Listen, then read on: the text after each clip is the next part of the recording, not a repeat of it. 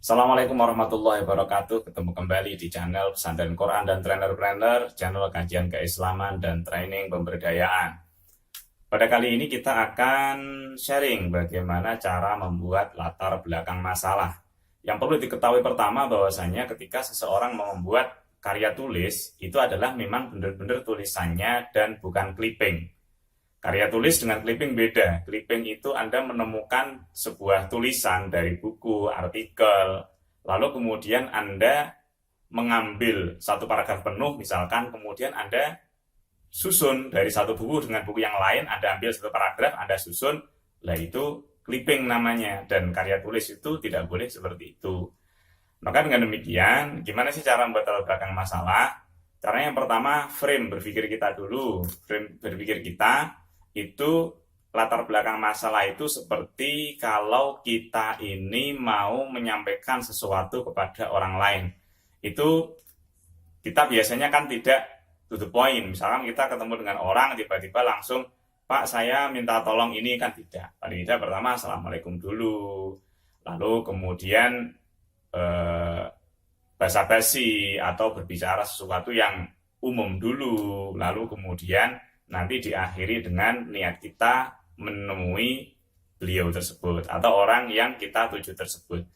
Sama juga ketika kita membuat latar belakang masalah. Kali ini saya mencontohkan untuk karya tulis atau untuk makalah yang bertemakan tentang ulumul Quran. Dan ini bisa diaplikasikan di yang lainnya karena frame-nya sama saja. Jadi cara berpikirnya yang pertama, kita berpikir yang umum dulu. Jadi kalau kita ibaratkan sebuah piramid, itu piramid terbalik. Jadi yang bagian besar itu di atas, lalu kemudian semakin mengerucut. Ambil contoh langsung ke praktek ya. Nah, misalkan di sini, ini saya sambil pegang laptop ini.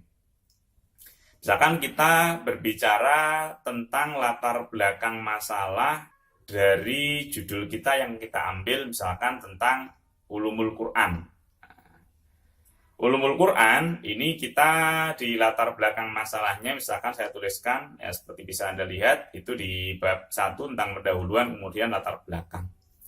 Latar belakang ini yang pertama, di paragraf pertama saya menyampaikan bahwasanya Al-Quran telah menyebutkan dirinya dalam surah Al-Baqarah ayat 2 sebagai kitab petunjuk bagi orang yang muttaqin, yang tidak ada keraguan di dalamnya. Al-Quran merupakan sumber ajaran Islam yang menempati posisi sentral dan menjadi inspirator serta memandu gerakan-gerakan umat Islam selama lebih dari 14 abad. Nah, saya ketika berbicara tentang Al-Quran ini sebagai inspirator dan memandu gerakan umat Islam selama lebih dari 14 abad, nah ini saya menemukan ini di literatur Hasan Hanafi di kitabnya Al-Yamin wal Yasar fi Fikriddin.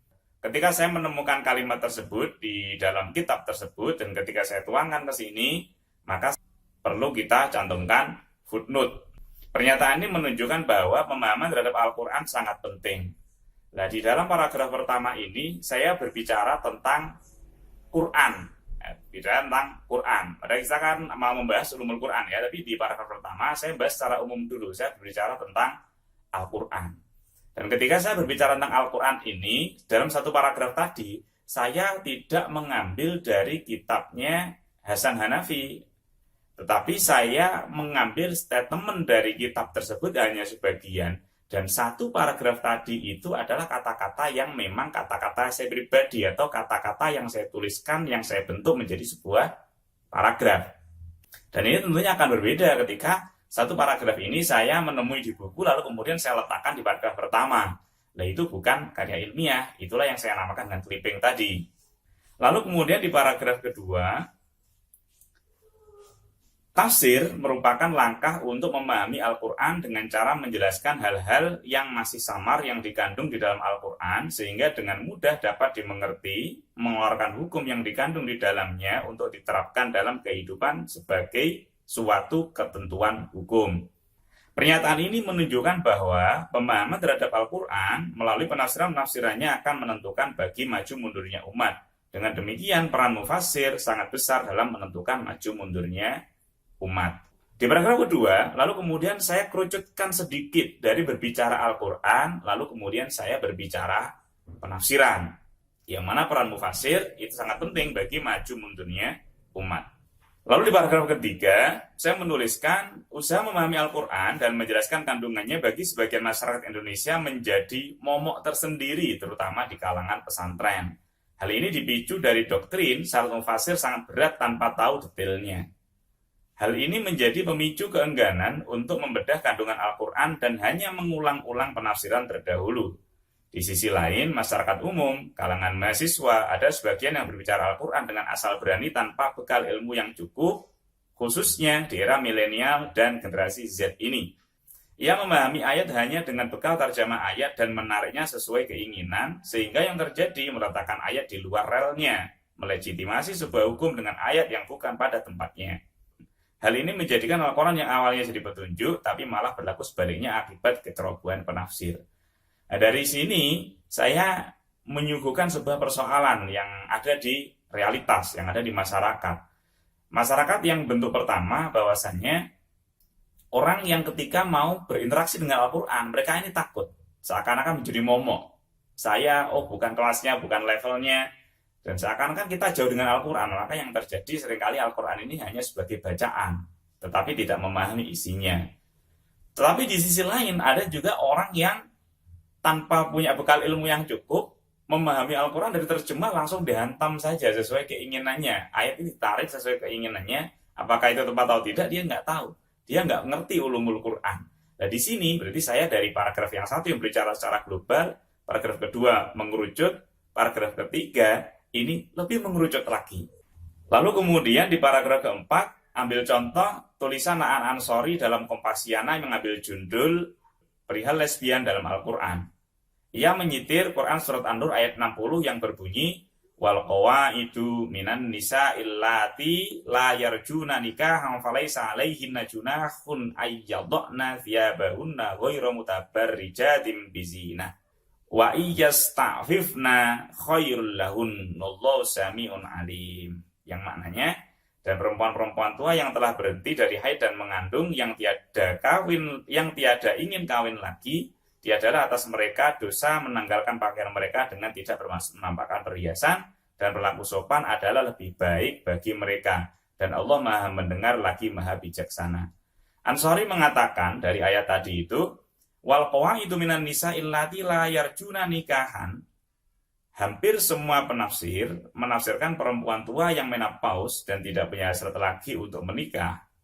Para penerjemah seperti Piktol, Muhsin, Hilali, Yusuf Ali juga mengikuti para penafsir awal.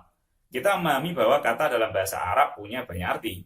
Penting bagi kita tahu bahwa dalam Kamus Al-Munawir terbitan Pesantren Kerapiak, kata qawaid di samping punya arti pondasi, dasar maupun berhenti, diksi tersebut juga mempunyai makna menahan dan keengganan. Kedua ayat tersebut terbuka untuk diartikan perempuan-perempuan yang enggan, yaitu mereka yang tiada ingin kawin. Dengan penafsiran makna mufradat seperti tadi, An-Ansori mengatakan eksistensi lesbian cukup kuat terdeteksi dalam Al-Quran, Quran surat An-Nur ayat 24 di atas. Kemudian ia menyitir lagi dua ayat, Quran surat Asy-Syu'ara ayat 49-50. Lillahi mulkus samawati wal ard yakhluqu ma yasha yahabu liman yasha'u inatha wa yahabu liman yasha'u dzukur aw yuzawwijuhum dzukrana wa inatha wa yaj'alu man yasha'u aqima innahu alimun qadir. Yang mananya kepunyaan Allah lah kerajaan langit dan bumi, dia menciptakan apa yang dia kehendaki, dia memberikan anak-anak perempuan kepada siapa yang dia kehendaki dan memberikan anak-anak laki-laki kepada siapa yang ia kehendaki. Ayat 50 maknanya, atau dia menganugerahkan kedua jenis laki-laki dan perempuan kepada siapa yang dikehendakinya, dan dia menjadikan mandul siapa saja yang dia kehendaki, sesungguhnya dia Maha mengetahui lagi Maha kuasa. Ia mengatakan, perkembangan baru dalam tafsir berperspektif lesbian menunjukkan adanya cara baca yang cukup mengagetkan. Seperti yang didalilkan Mark Busman dalam Queer Sexuality and Identity in the Quran and Hadith. Dua ayat tersebut sangat mungkin tidak membicarakan tentang pemberian anak, namun justru dalam konteks penciptaan pasangan hidup. Tuhan menganugerahkan baik laki-laki atau perempuan bagi siapa saja yang dia kehendaki untuk dijadikan pasangan jiwa. Nah, dari sini Aan Ansori ingin mengatakan bahwasanya lesbi itu dilegitimasi di dalam Al-Quran. Lalu kemudian pada paragraf berikutnya, Iqbal sebagai seorang gay di NGO Galeri Kediri yang berjaring dengan NGO Hambalian Internasional sekaligus aktif di organisasi Islam, itu ditanya, kamu muslim kenapa gay? Ya jawab, perilaku saya ini ada dasarnya dalam Al-Quran yang menunjukkan buku dan menunjukkan ayat wa min ayatihi ana khalaqalakum min anfusikum azwajal litaskunu ilaiha wa ja'ala bainakum mawaddatan wa rahmah inna fi dzalika laayatil liqaumin yatafakkarun. Ia menafsirkan an khalaqalakum min azwajikum itu dengan Allah menciptakan kamu dari jenis kamu sendiri sebagai pasangan. Dari jenis kamu sendiri ditafsirkan sejenis, yakni laki-laki dengan laki-laki, perempuan dengan perempuan. Nah, pada paragraf yang barusan tadi itu, bahwasanya kita itu menunjukkan sebuah bukti persoalan di lapangan bahwasanya ada sebuah fenomena memang menafsirkan Al-Quran itu sesuai kehendaknya sendiri tanpa menggunakan ulumul Quran. Sedangkan untuk kasuistik yang takut menafsirkan, ini bisa kita jumpai secara real di pesantren-pesantren pada umumnya, pesantren-pesantren salaf, itu mereka rata-rata takut berinteraksi dengan Al-Quran dalam arti mereka menggunakan Al-Quran hanya sebatas bacaan, tetapi tidak berusaha untuk memahami makna-maknanya.